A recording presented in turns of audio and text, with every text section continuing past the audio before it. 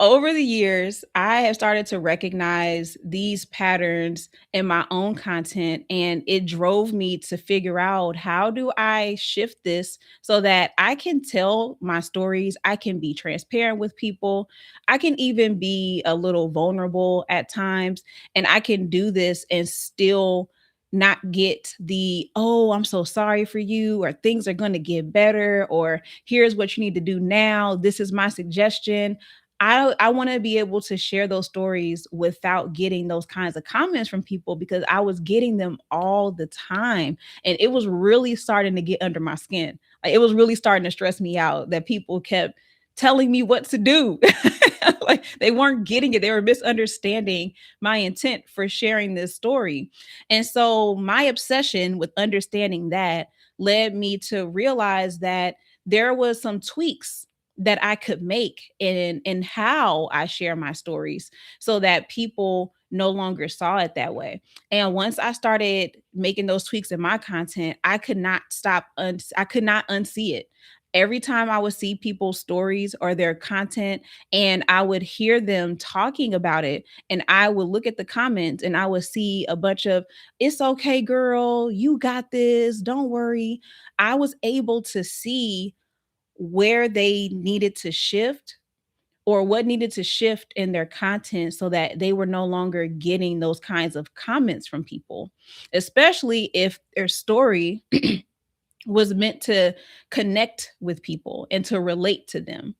And so when I finally noticed it, I was like, "Oh, okay. This makes sense." And the thing that makes this so important to talk about is that you're hesitating to post your content now because you don't want people to feel like you want sympathy from them. So you're overthinking it. You are running through your script back and forth. You're going through your video and you're editing it until there's nothing left. And you're never posting at the consistency that you desire because you don't know how to put out content that lets people know that they actually want to work with you, that you actually can help them, that you have a solution to their problem, and them not being the ones that need to give you the solution. You don't know what that looks like. And so you hesitate. Or you might be on the other extreme end, and now you are talking at people. You think that you're being more authoritarian, or not authoritarian, but you feel like you have more authority in your content, or maybe you feel like you need to position yourself as an expert now. And it's getting to the point where now people don't feel like they can connect to you. And one of the more important points, and this is where this really trips people up. One of the more important points is that that's how your content starts to sound like everybody else's. That's how you start sounding like a cliche. That's how you start reducing your content down to just be consistent instead of talking about what does that consistency look like? Why do people have a hard time being consistent? Why do your people have a hard time being consistent? Because that matters more than telling them to be consistent. Because at this point, we all know that. At this point, it's a cuss word. Don't use a c word around me. So they under you when you know how to share your story adds color, it adds context, it helps people to visualize the transformation that you're describing, it helps them to see the problem and their what their desired result is and how it can play out. It literally establishes your authority and your expertise, because lived experience is authority. It's credentials. So when you're able to position your story in such a way where people are now saying, "Oh, they went through this," or that story feels like you was just in my closet watching me talk to myself about this, or you're in my head. That's when you start creating content that like pierces people, and it bypasses all the other filters, and it hits them here, and they feel like they resonate with it. They feel that they click with it before they really understand that, oh, this is what I need. That's the power of being able to tell stories. And so when people are sharing their stories, typically Yeah. When people are sharing their stories, typically the problem is that you are talking about your story in a way where it sounds unresolved. And when it sounds unresolved, that makes people uncomfortable. They're uncomfortable and now they want to help. They want to fix the problem or they don't know what to do and so they just offer sympathy. Or you have people who maybe don't know you and don't really have a true incentive for commenting one way or the other, but people like to give advice. That's just how we are as humans. People generally like to give advice. And so if they find a comment section where we out here just throwing stuff out there like, okay, well, I got an idea too, let me share what I would do, this is how I would fix it. And that's what ends up happening.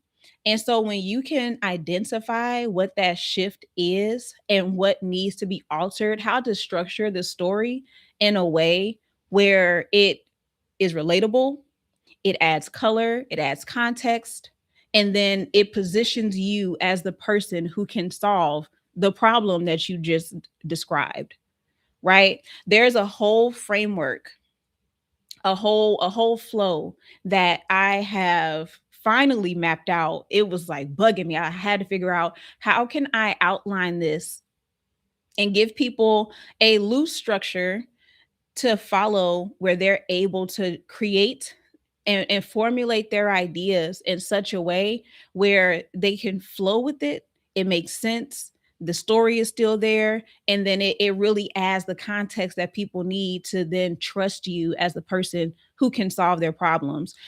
So I was finally able to create it, y'all. And so I am excited because it is going to be released inside of the Getting Unshy Collective first. And I have a whole framework that I've mapped out. It's a framework, and there's also another GPT. I be customizing these GPTs, y'all. I ain't saying I'm a GPT queen, but you can call me that if you want to. I have figured it out. I'm still going to be tweaking it and adding some things to it, but it's in there. It's available, and it's going to make it where all you have to do is answer each question one by one, and it gives you an outline to follow for your video, for short form video and for long form video.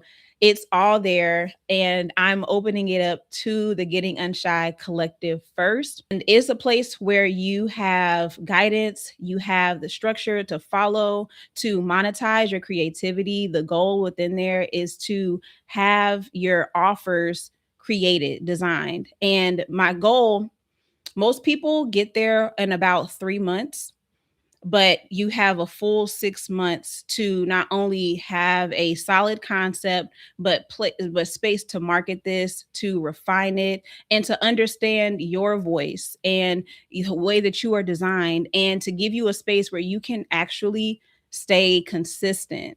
Because not only are we there for accountability purposes, but the accountability is about you being honest about what your problems are, you being honest about what it is that is holding you up, what it is that is your challenge, so that you can take the steps to solve those challenges and to keep going.